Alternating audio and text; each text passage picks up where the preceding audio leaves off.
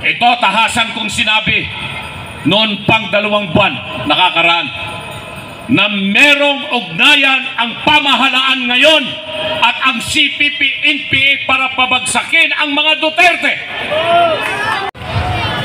Sabi sa akin, kaninang tanghali pa raw po kayo naririto. Nag-march na po kayo o nag-motorcade tulad ko. Kayo ba ay nananghalian na? So, gutom kayo ngayon? Yes! Huwag kayong mag-alala. Lilipas din yan. Sa ilang sandali, lilipas din yan. Tulad ko, nalipasan na ng gutom. Halata nga eh. Mga minamahal na kababayan, alam ko lahat po kayo na naririto ay boboto na ng diretsyo Duterte, hindi ba? Yes! PDP laban Duterte. Vote wisely. At lahat kayo na naririto ay maituturing nating mga leader ng PDP laban Duterte. Pakiusap ko po sa inyo, dahil 10 araw na lamang po ang nalalabi bago tumigil ang kampanya at maghahalalan na.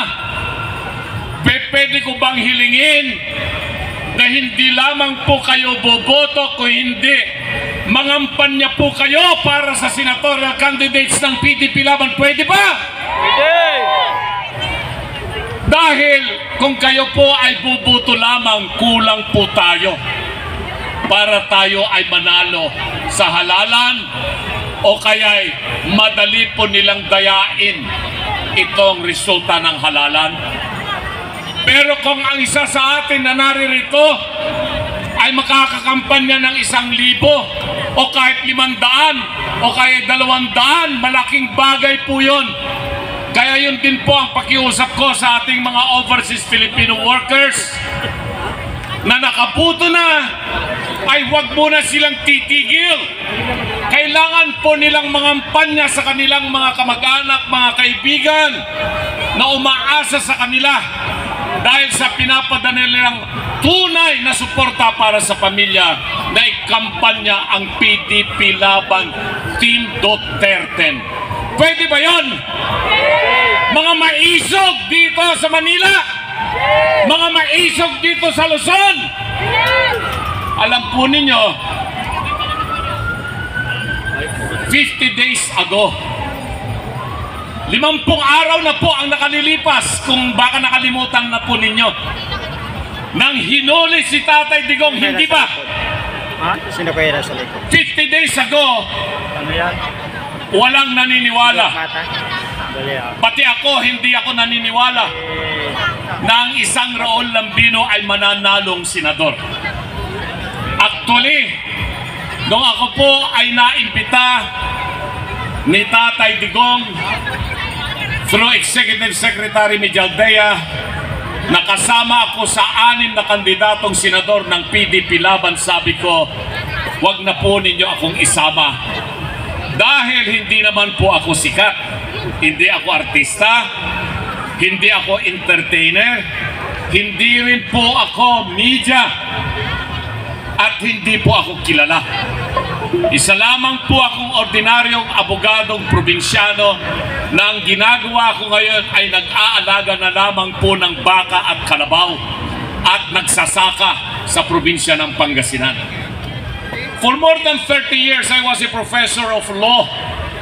I was a law practitioner. I have handled several cases in the Supreme Court or even in the Court of Appeals Sandigan Bayan. I was both a litigator and a commercial law practitioner. Pero dahil senior citizen na po tayo, medyo mahina na rin yung ating tuhod. Kung baga hindi na po tayo kasing sigla 15 years ago or 25 years ago. Kaya nung maging 65 years old po ako 2 years ago, hinay-hinay na rin po ang aking ginagawa. Ando doon na lamang po ako sa probinsya ng Pangasinan at isa na lamang po akong magsasaka. Paminsan-minsan nakukonsulta po ako tungkol sa batas. Pero hindi ko mahindian si Tatay Digong at saka si Executive Secretary Mijaldea nang sabihin nila sa akin na kahit hindi ka artista, hindi ka entertainer, hindi ka media, maniwala ka, mananalo ka sa halalan. Yes! Gambino! Sabi ko, Number 34! parang mission impossible po yan. Parang isang impossible dream. Dahil hindi ko pinangarap na papasok sa politika nitong mga panahon na ako po ay isang senior citizen na. Sabi sa akin, kung mission impossible yan, tagahanga ka naman ni Tom Cruise. Pinapanood mo yung kanyang mga sine, hindi ba? Sinong tagahanga ni Tom Cruise dito? Sila. Napakinggan nyo na ba si Tom Cruise na kumanta? Ay hindi ba? Mas magaling ako kaysa kay Tom Cruise. Tama. Pero mamaya pa yan. Mamaya pa yan. Meron akong nakikita isang popular na personalidad po rito. Kaibigan ko po ito, congressman pa lang siya, naging governor siya. Pero tumatakbo rin siyang senador ngayon. Kanya lamang hindi nagpapakilala. Pwede ba, Governor Verceles, tumayo ka dyan? Si Governor Verceles ay isang Bicolano. Unfortunately, hindi siya nasama sa Duterte. Hindi siya nasama sa grupo na inendorso ni Tatay Digong o ni BP Sara. Pero magaling na tao po ito. Isa sa Bicolano na aking nirerespeto, si Governor, Congressman, former Immigration Commissioner Leandro Verceles. Sir, salamat at naririto ka. 10 lang naman po, di ba? Yung kandidato natin sa Duterte, merong 4 dyan. Nas binanggit na yung mga pangalan, hindi ko na po babanggitin. Baka naman po maisipan po ninyo na isama ang isang Leandro Verceles sa Senado, okay lang po sa akin yan. Mga kababayan, mga issues na dapat po ninyong maintindihan sa halalan na ito. Ako hindi po ako magpropromisa kung ano ang gagawing mga batas. Basta alam ko kung paano gumawa ng batas. Naging legal technical assistant ako sa Kongreso ng Pilipinas na mahabang panahon. Naging chief of staff ako sa Senado. Naging consultant ako sa Commission on Appointment. So, pagbalangkas ng batas, pagkikipagdebate, kung ano man po yan, alam ng isang attorney Lambino ang gagawing mga batas. Ang masasabi ko lamang ay dapat mas kalidad na batas ang mga dapat gawin. At yung mga nandyan ng mga batas na hindi na po tumutugon sa mga pangangailangan ng bayan at ng mamamayang Pilipino, dapat silang baguhin, ripasuhin at pagtibayin upang magiging angkop sa kasalukuyang sitwasyon. Tulad lamang po ng Foreign Investment Act. Ayan, nung ako po ay nasa Kongreso ng Pilipinas bilang isang legal assistant, kasama po ako doon sa mga staff na gumawa po ng Foreign Investment Act. Ganyan din ang Foreign Service Act. Ganyan din yung AFP Modernization Act, Business Conversion Development Authority, Solid Waste Management Act, at iba't iba pa. Pero yung mga batas na yan ay mga 20 taon na, 30 taon na, matatanda na yung mga batas na yan at hindi na angkop sa sitwasyon ngayon dahil nga po sa mabilis na teknolohiya at siyentipiko na nangyayari sa buong mundo. Ganyan din ang Local Government Code of 1991. Ang tagal-tagal na po yan. Bakit hanggang ngayon hindi pa rin natin mapaunlad ang agrikultura sa probinsya? Dahil ayaw bitawan ng national government ang kapangyarihan pagdating sa pagsuporta sa agrikultura at sa kasamang magsasaka at mangingisda. Tangan-tangan pa rin yan ng national government na sana ang local government units, yung mga leader na magagaling, ay sila dapat ang mauunang magbigay suporta sa ating mga magsasaka. Repasuhin lang natin yan, madali lang pong gawin yan. Pangalawa, yung issue sa corruption. Matagal na yan. Panahon pa ng mga Kastila. Dumating mga Amerikano. Nangyari yung panahon ng Hapon. Naging sabi nila kasarinlan ng Pilipinas. Hindi po nawala ang korupsyon. Lalong lumala ang korupsyon sa administrasyong ito. Ngayon ko lang nakita yung walang tahasang pangungulimbat sa bayan. Tinatawag ko po yan institutional corruption na hindi nangyari sa mga karang administrasyon. Ano po ang dapat gawin? May mga nagmumungkahi, patawan na lang ng death penalty yung mga korap. May mga nagsasabi rin na baguhin natin yung sistema ng ating pamahalaan. Baguhin natin yung ating pagiging tao, sabi ng iba. Na ang problema ay hindi yung sistema, kung hindi yung karakter ng tao. Lahat po yan ay totoo. Pero sa tingin ko sa issue ng corruption, umpisahan natin ngayon sa halalan na ito na magkaroon talaga ng tunay na boses ang tao. At ang pag-asa po ay nasa sa inyo ngayon. Lahat po na nakikinig at nanonood sa programang ito ay kung magiging ang mga senador na nandiyan na mahahalal ay hindi kayang paikutin ng nakaupo sa Malacanang at maging sunod-sunuran, mababawasan po natin ang korupsyon sa pamahalaan. Kaya pakiusap muli sa inyo, huwag lamang po kayong boboto sa PDP laban, Duterte. Ikampanya po ninyo ang ating mga kandidato. Sama nyo na po ako, number 34, Raul Lambino, sa Senado upang sa ganon ay matugunan natin itong problema ng korupsyon. Pangatlo na gusto kong ipaliwanag sa inyo, ang seguridad ng bansa ay namimiligro sa dalawang bagay. Una, peace and order situation sa bansa.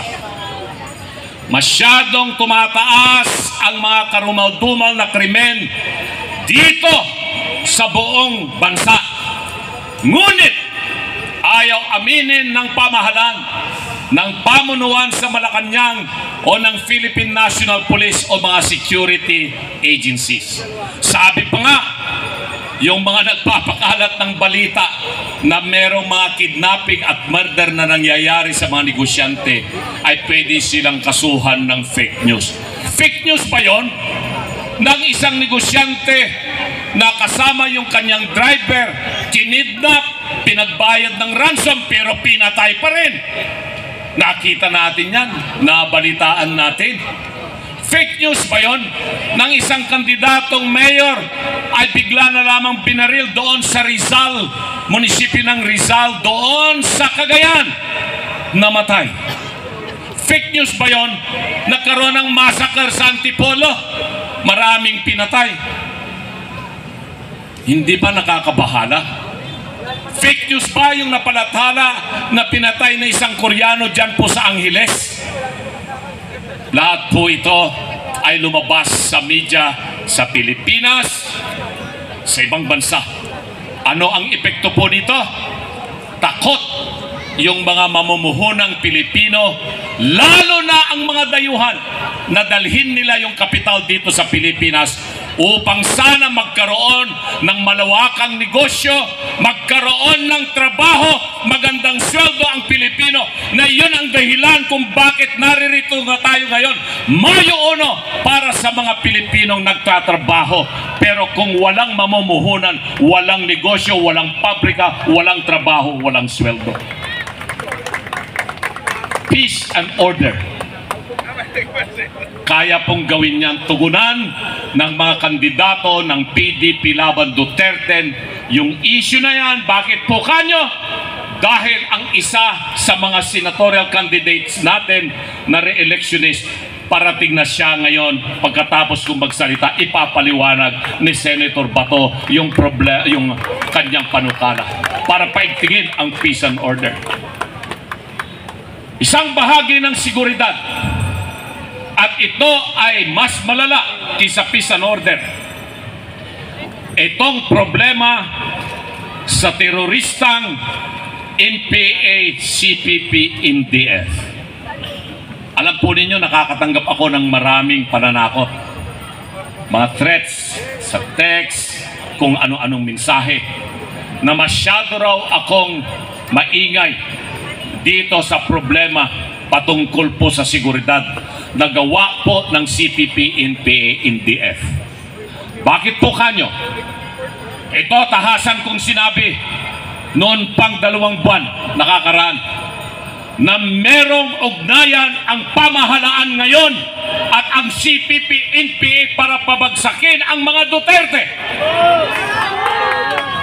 Meron silang ugnayan at kasunduan na lahat ng mga tumutuligsa sa pamahalaan ay pabagsakin. Sila rin ang nagtrabaho ng nguna upang sa ganon ay masampahan hindi lang si Pangulong Digong, kung hindi si VP Sara doon sa ICC, at trinatrabaho po nila na maigi na ma-issuean kaagad ng warrant of arrest si VP Sara, si Senator Bato at iba pang mga opisyal ng pamahalaan patungkol po dyan sa tinatawag nilang extrajudicial killing, at nang sa ganon ay maibiyahe rin VP Sara at iba pang opisyal na hindi tumutugon, sumasang-ayon sa kasalukuyang pamahalaan at dadalhin doon sa ICC.